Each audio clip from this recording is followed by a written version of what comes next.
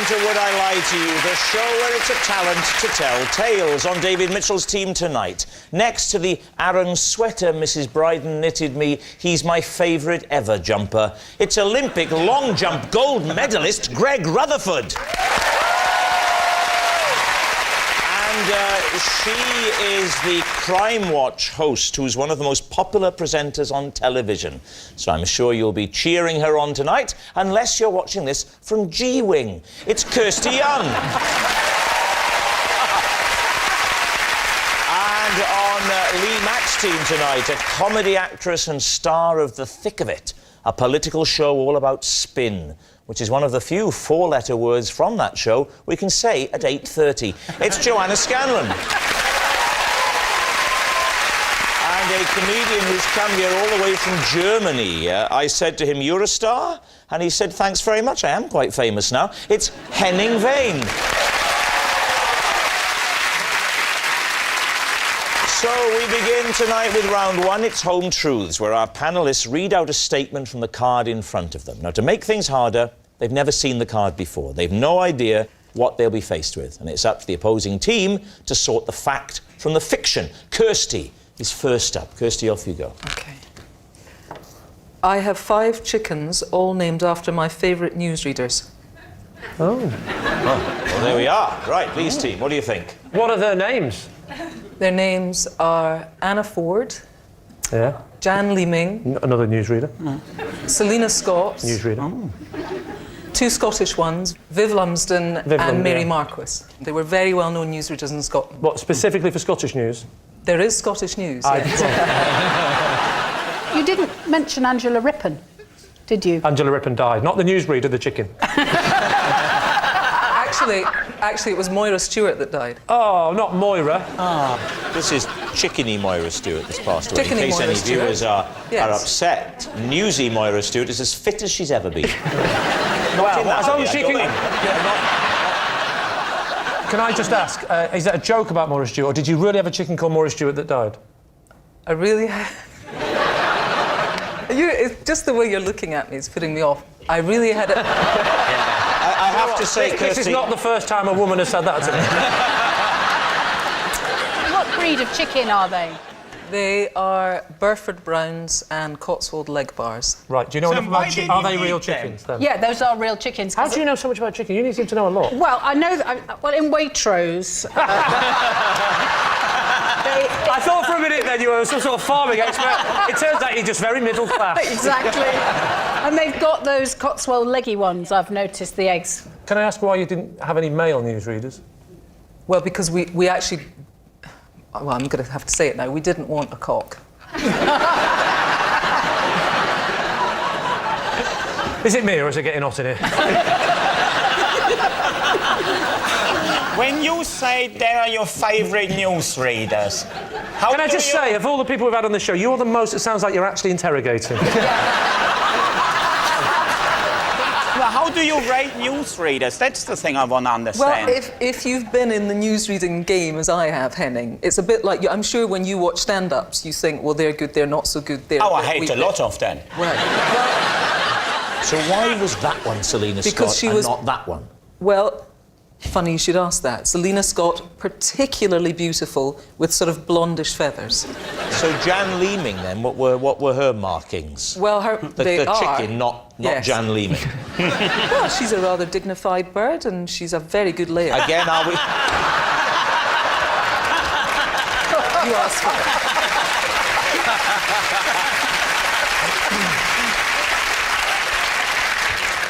What do you think, Lee? Is she telling the truth? I'm not buying that. I don't think that's true. I think it's a lie. You think it's a lie? I think it may be true, but I'm going to go with Henning. I think he's got a very good beak for it. We'll go with Henning's beak and we'll say that that is a lie. You're saying it's a lie.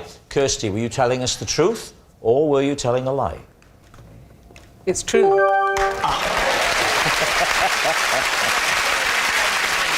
Yes, it was true all along. Kirsty does have 5 chickens named after newsreaders. Henning, it's your turn.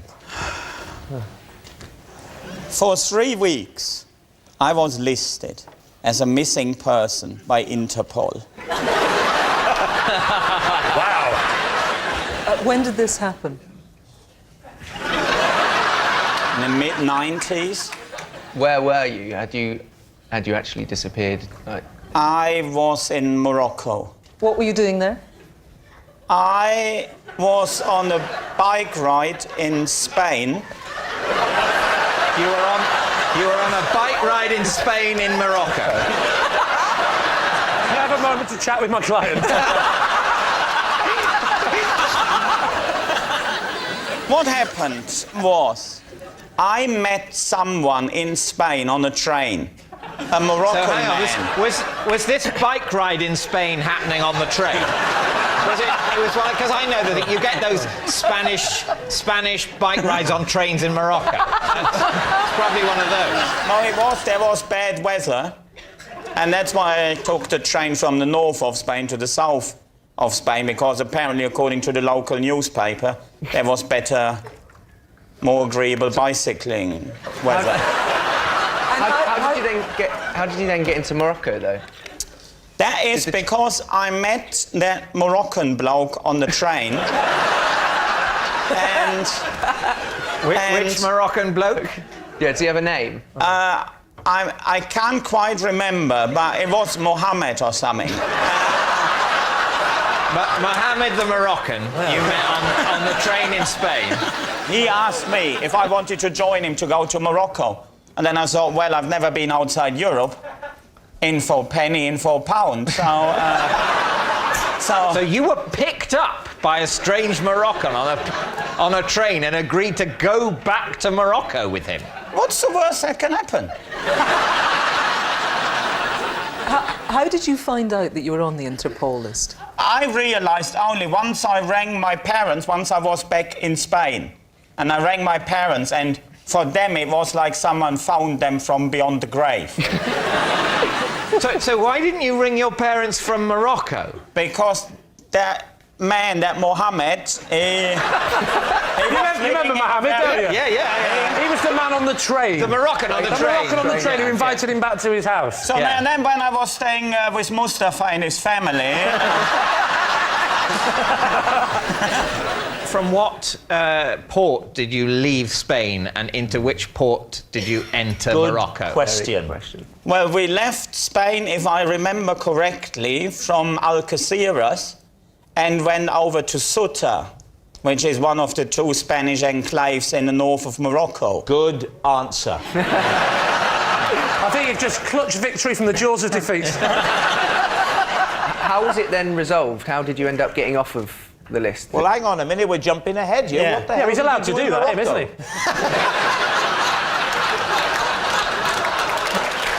What were you doing? I was travelling with Mohammed. My client is getting mixed up because at passport control they said you must have a passport. And he's getting a bit mixed up with the names.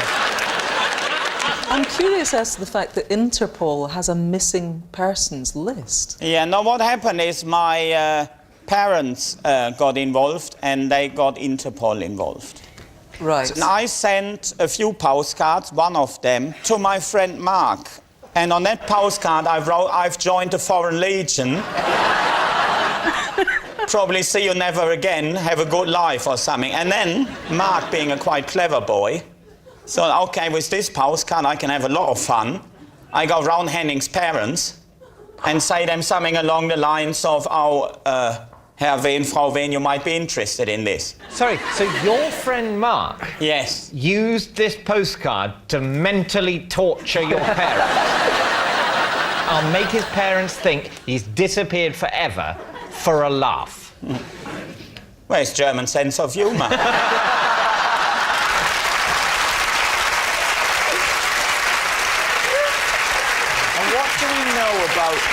About this Moroccan chap who we're calling Mohammed? He hadn't been home for many, many years.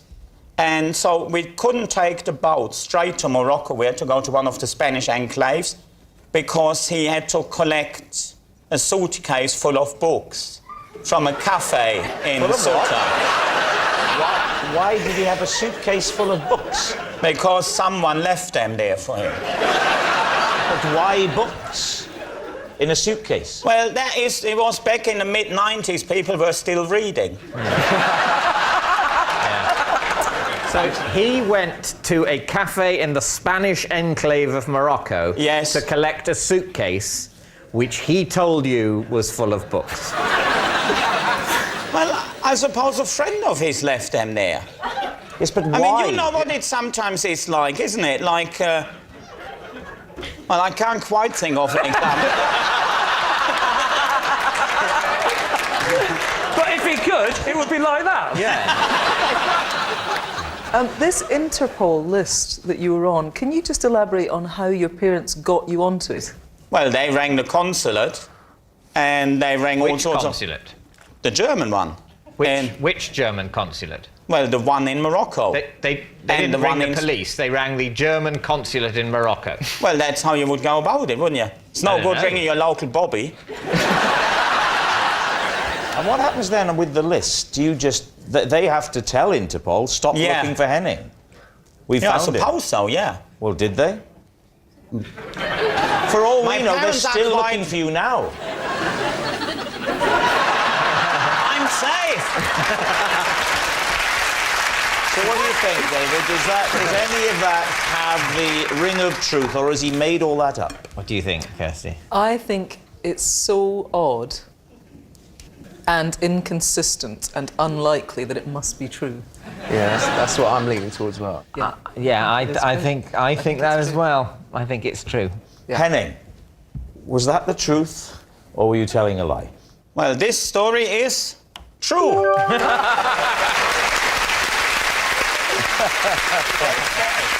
Yes, it's true. Henning was listed as a missing person by Interpol. Our next round is called This Is My, where we bring on a mystery guest who has a close connection to one of our panellists. This week, each of David's team will claim it's them that has the genuine connection to the guest, and it's up to Lee's team to spot who's telling the truth. So please welcome this week's special guest, Andy.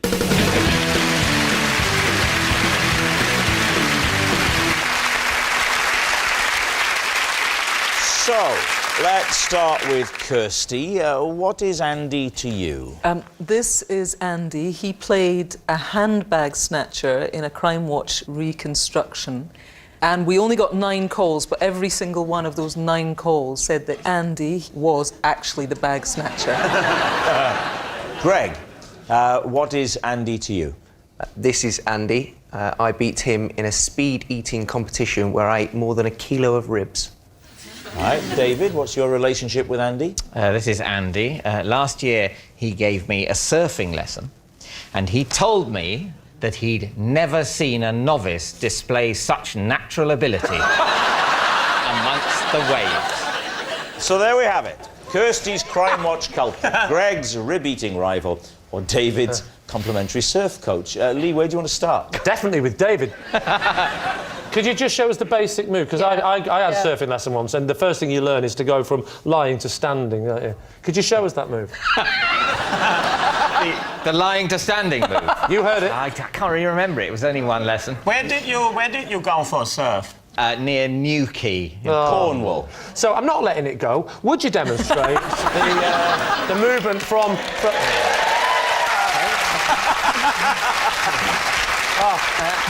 This should be interesting. Yeah, well, I'm So you're lying on the board.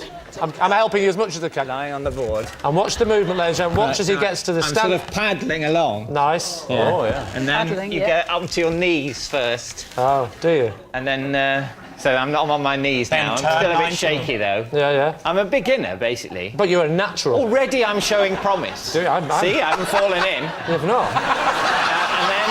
You're the only person I know that actually, when they were doing it, were dressed like that. Yeah. So you're on your knees. Yeah, and then I stand up on it. Do it. All right. Can I use Oh, that? that was the... What I did that not everyone can do is actually leant on a wave. Because you can. That's, you know, if you hit water at enough speed, it's like concrete. And similarly, for me, it's just there you go. And then I thought I'm surfing that way. But then, if you want to turn round, you just move the tiller and. why were you down there, and why had you decided? You don't strike me as a man of the sea. It was a stag do. A friend of mine was getting married. I know what stag do's are. In the run-up, he decided it was a weekend in Cornwall. Who was the friend? His name was Robbie. David, what size was the board? What size is the board? Yeah. That's him giving him time to think, the reiteration of the What question. size? The board size? What size? The board of the side. You want me to tell you the board size? Yeah. Normal. Normal size. Normal. What size was a normal size How long board? is this? Well, this surfboard was 6 feet long. 6 feet. 6 feet. Could have been less. That's a Could very have been short more. surfboard. 10 foot would have been believable. 6 foot is not believable. 6 foot, yeah, but he's quite a maverick.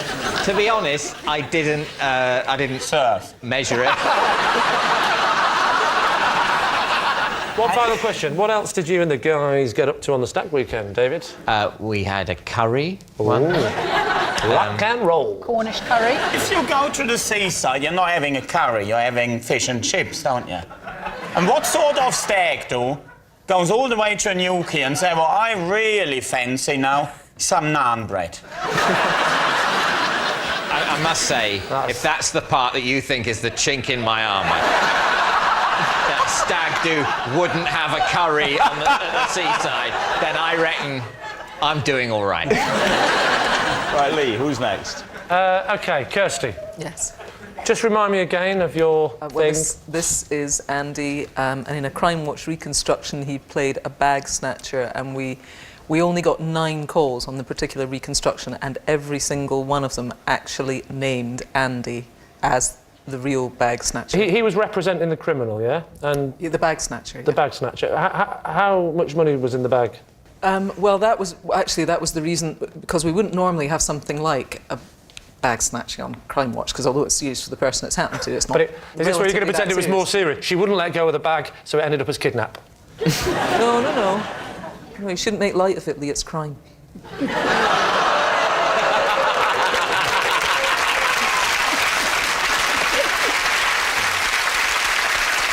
So Andy would be then an actor, would he? Yeah, Andy was an actor. Well, why did the 9 people bother to ring up and say, my friend Andy the actor is playing... No, they weren't. No, they were people who had actually witnessed the crime, who phoned us and said that is the actual guy. He looked so like the person who perpetrated the case crime. of- So you're telling me that people rang up the BBC and said, I think I know who did it. It's the person I've just seen doing it in the reconstruction.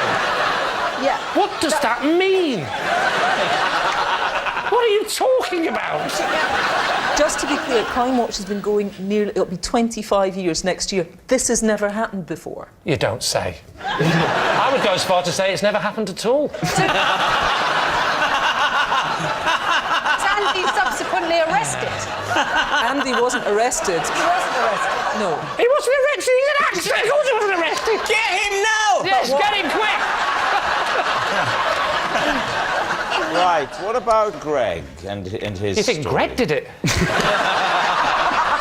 He would have got away. He would. So go on, Greg. Remind us of your thing. This is Andy, and I beat him in a speed eating contest where I ate over a kilo of ribs. Where was this? At a training camp. Andy's an athlete, What's his event? the 100 hurdle, so it's over 10 He hurdles. runs over 110-metre hurdles. Wow, does he use a ladder? If you're wondering what a kilo of ribs looks like, I'm your man, because look at these here, you see? Here we go. Oh. So that's a kilo It of ribs. smells. So that is a kilo of ribs. How long did it take you to eat this much ribs? I think, if I remember correctly, about 6 minutes. 6 minutes to eat all 6 that? minutes. Yeah. But how did you know whether you'd finished them or not? They weren't there anymore. Let's do it logically. OK, so let's... So let's assume there is 60 bits on the racks, Yeah? and you've eaten them all in 6 minutes, which works out as 6 seconds a thingy bob. 1, 2, 3, 4, 5, 6. That's doable. I think that Right. We need an answer. So, Lee's team is Andy, Kirsty's Crime Watch culprit, Greg's rib-eating rival, or David's complimentary surf coat. Andy does look like an athlete. Yeah. He does. He definitely. He well, really does yeah, but look like he an also athlete. looks a bit like a surfing dude, and dare I say, a minor criminal. I think it's Greg. OK, you think it's Greg? I don't think it's Kirsty. I think it's more likely Greg. I have 2 Gregs, so I will make that 3 Gregs. 3 Gregs, Okay, please. saying it's Greg. Andy, please reveal your true identity. So my name is Andy, and Greg did once beat me to eating a kilo of ribs. And it's not just any Andy. This is Andy Turner, who is indeed European and Commonwealth hurdling champion. Big thanks to Andy Turner, ladies and gentlemen. Which brings us to our final round, quick-fire lies. We start with... It's Lee. I have had to stop listening to a classic 1980s pop song because every time I play it, it makes my baby daughter cry. David and team. What is the song? I can't talk about it. It's Ultravox, Vienna. And how many times had you played it and she cried before you decided, oh, hang on, no, this is definitely a trend? It happened 3 times randomly, and on the 3rd time I thought, this has got to be... That's not a coincidence now, because she seems to be doing it at the same point. Which bit? Well, it starts off quite slow. It goes... We'll be here all night if I do this. and then suddenly, he suddenly goes, the feeling is gone. And then she started crying her eyes out, and I thought, that's coincidence. So I tried it once, finally, just to test So it. after the 3rd time, you decided, OK, I'm spotting a trend, and then you played it a 4th time. 4th time, I even filmed it. I thought, I'll film the evidence. Yeah. How loud was the track when you were playing it? 'Cause it seems as if Piercingly it went loud that from would a- make a baby cry, because I really wanted to prove my point on the 4th one. So what are you thinking, David? Greg, what do you think? I don't know. I haven't had any children of my own, so I don't know whether or not they just hate one track like that. You but- should get one, because then they'll get a sandpit and you'll be happy. I think it's true. I think it's a lie. Really? I think it's true, because I think the pitch of the music, I think it is the kind of thing that could disturb a little baby. Well, I'm going to go with Kirsty. I think it's true. You think it's true? Yeah. OK. Lee, were you telling the truth, or was it a lie? It is, in fact, true. It is true.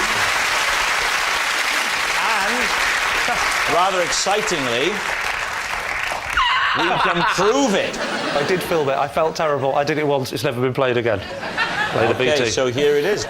So I'm going to play this once and we'll never do this again. All right, Millie, promise you we'll never do this again.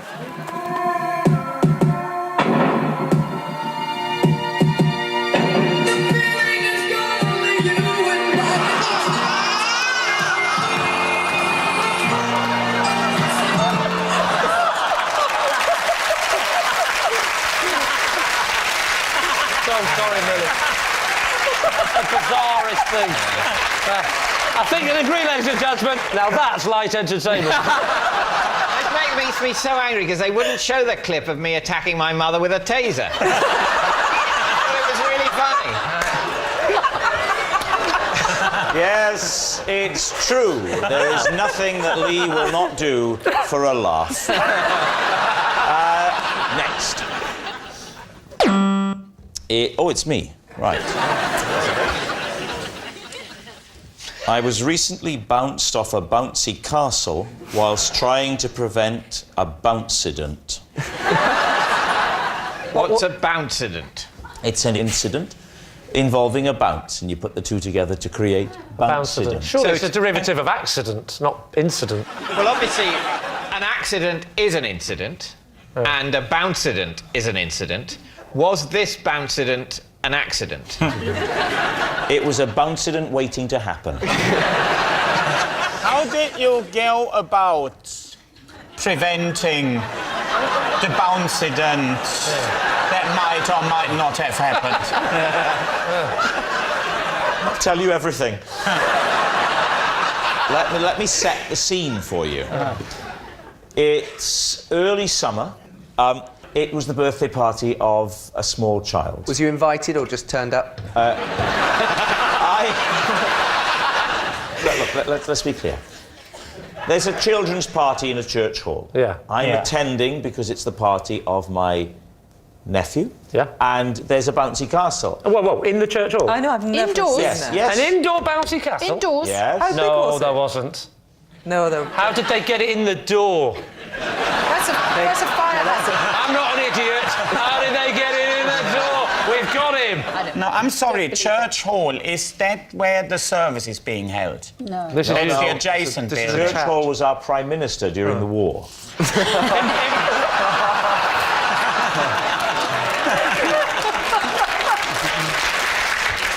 Now, I don't like bouncy castles because I think they're dangerous. Right. And my little boy went on after I'd expressly told him not to. Well, he disobeyed your orders. The worst father I've ever, most incompetent father. Well, I don't like to say, but I think the boy's better off in care.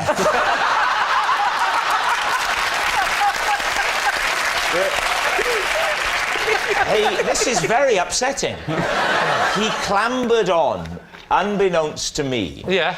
And he's going back and forth. So I get on and I get my little boy, George, who is not even 2, and I pick him up. Right. Okay? And I'm trying now to hold my little boy whilst being bounced by these evil children. My wife is stood on terra firma, and as I'm coming off the bouncy castle, a particularly hefty child bounces, sending me up. Holding my son, I hurtle through the air. Luckily, I come to my feet like Spider-Man, but the impetus is too much. I surge forward and headbutt my wife, thus having the bouncident that I was trying to avoid. So, what are you going to say, Lee? What do we think? Yes, I think it's You true. think it's true? If a 2-year-old had clambered on, you might well go and get your 2-year-old off. I think that's true. Well, then I must say true. You say true. David Steen? Well, we'll say it's a lie. You're saying it's a lie. Yeah. You say it's true. Well, it's actually true. Tension mounts. Yes, it's true. I was recently bounced off a bouncy castle while trying to prevent a bouncident. That noise signals time is up. It's the end of the show, and I can reveal that David's team have won by 3 points to 2. But of course, it's not just a team game. My individual liar of the week this week is Henning Vane. Yes, Henning Vane. It was a close run thing, but he won on penalties. Good night. Next, Miranda is having such fun on holiday in the hotel just down the road. At least the postcard will arrive.